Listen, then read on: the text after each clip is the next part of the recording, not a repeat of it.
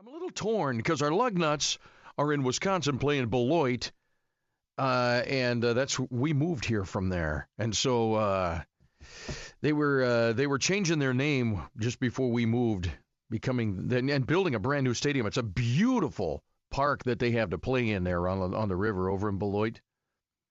One lady, Diane Hendricks, is basically the lady who put up all the money to build that thing. If you're familiar with a company called ABC Supply, that's her. That was her husband, and he's passed on, but she runs it. Their name is the Sky Carp. So, Sky Carp.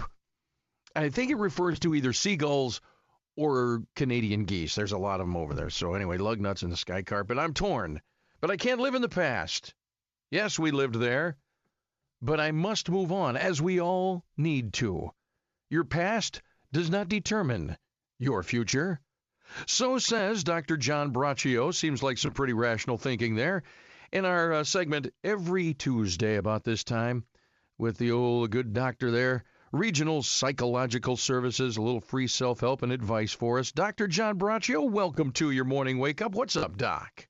Well, listen, good to talk to you, Mike. And pretty, you said that well. The past does not really determine our future. However, we live in a world where too many persons allow their past to determine their future.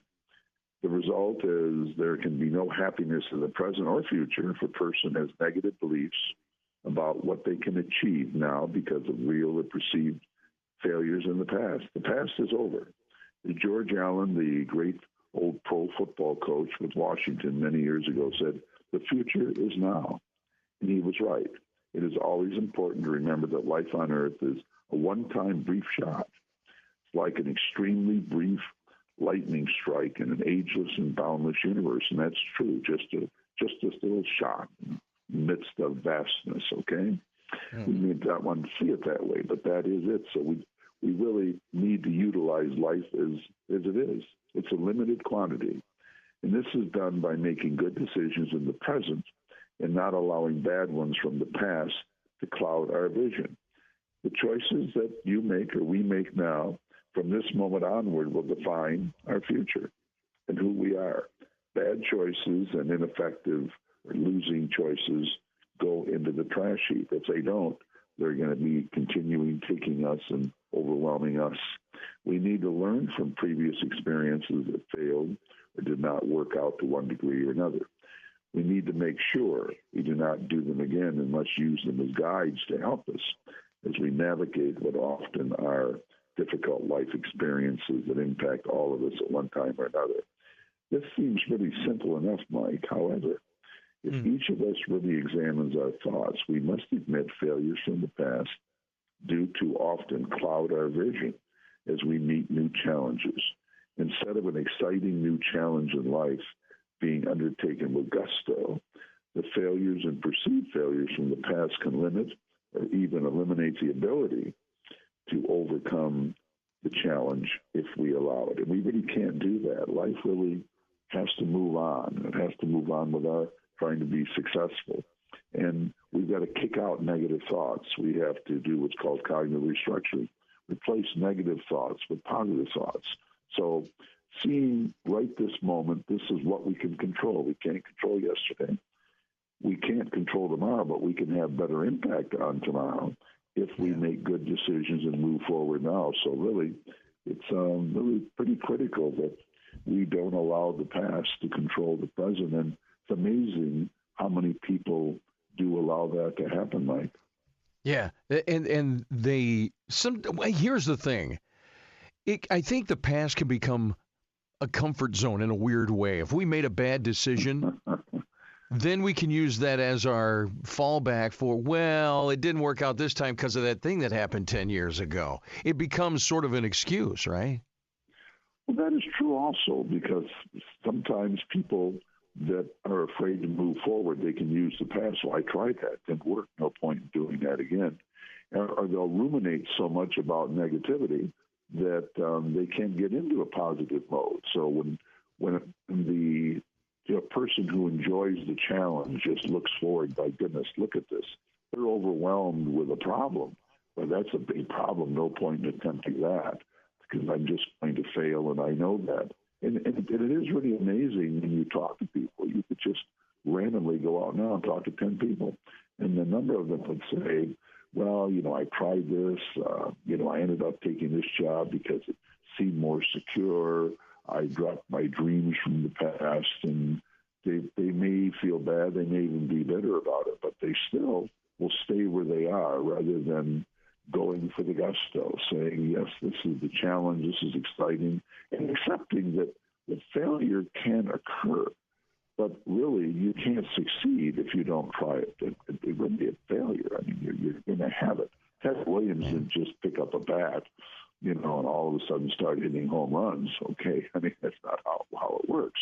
Cabrera, the same thing. Anybody who's really good at something has practice and experience. I mean, you've been doing your work for years. You didn't all of a sudden say, I think I'll run a 3-hour radio program every day and just do it. No. I still can't.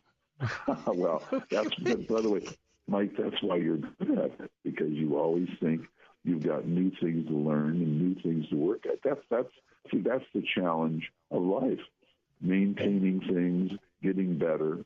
But there are too many people, and really they're everywhere. It's amazing how many people have just said, I can't do that, or, it hasn't worked. They ruminate. They think about failure. They think about, oh, my goodness. Oh, boy. Oh, I can't be around people like that.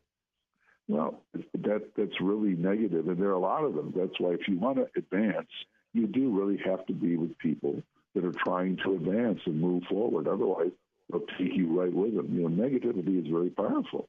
And when you get a group of negative, if you have a team, if you will, of people that don't believe they can win, well, they're not going to win. I mean, they're not going to win. You have to have this attitude, because often, having the better players is always going to help you, okay, at a team.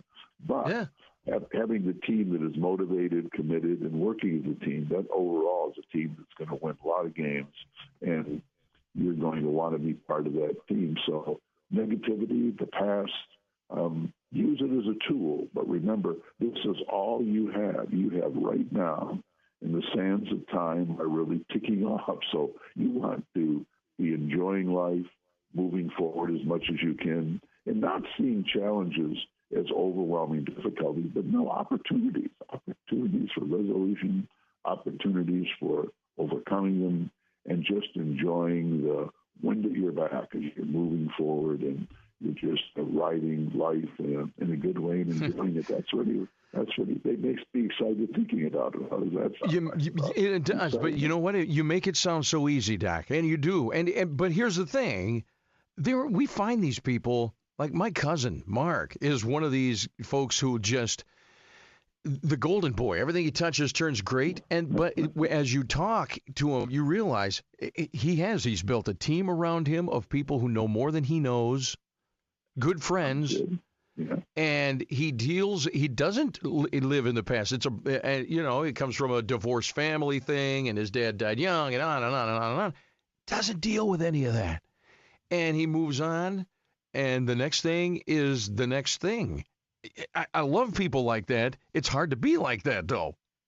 Mark is a good example that you just mentioned, someone from difficult beginnings, but what he's done, he's taken life and decided, even if not consciously, he's really done it. He said, hey, I'm taking control of life. I'm going to build a team. I'm going to be around people that know more than me. That's a good view, too, in life. If you run around with people that know more than you, you're going to learn a lot. You won't feel like a dummy unless you choose that role. You want to be learning, okay? But you want to be with people that know a lot, that are advancing in life, and that's really what makes you successful, by being around people that are trying to move in the right direction. Because if you're just around negativity, it makes it a lot harder. So if you are, you still have to be successful. If you just happen to be in an environment with negativity, don't let that take you down, because you still are you, and you can make all the changes you need. And look upon life as an exciting voyage, and out you go, and you want to explore and find the best and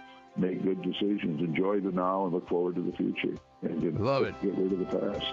Dr. John Braccio, always the good advice, you see. Regional Psychological Services. Recognize if you need those services and get a hold of Doc's team. He's got a whole team. Doc Braccio, you and I will do the same thing again next Tuesday. What do you say? Always a pleasure, my friend. Have a good week. All right, see you later. 1320 WILS, back in a minute.